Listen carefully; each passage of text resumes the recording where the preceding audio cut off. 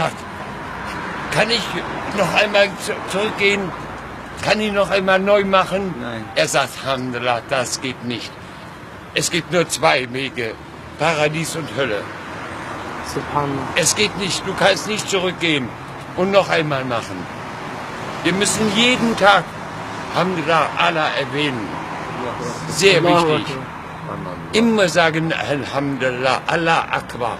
Das ist sehr wichtig. Unser Iman auffrischen. Denn Shaitan ist sehr fleißig. Er hat viele tausend Jahre gut geübt. Und unser Nefs, er weiß genau, jeder hat seine Nefs. Ja, heute Regen. Man schaut raus. Au, heute Regen, schlechtes Wetter. Lassen wir. Gehen heute nicht Moschee. Absicht, wir gehen morgen. Ja, die 5 Säulen des Islam. Sehr wichtig. Junge Leute wissen es nicht. Sie wissen es nicht. Ich habe hier in einer Jugendeinrichtung gesprochen. 25 Junge, 13, 14, sie wissen es nicht. Ja, und das ist, wir müssen es machen, wir müssen diese Arbeit machen, jeden Tag. Ich mache sie jeden Tag hier Sonnenallee.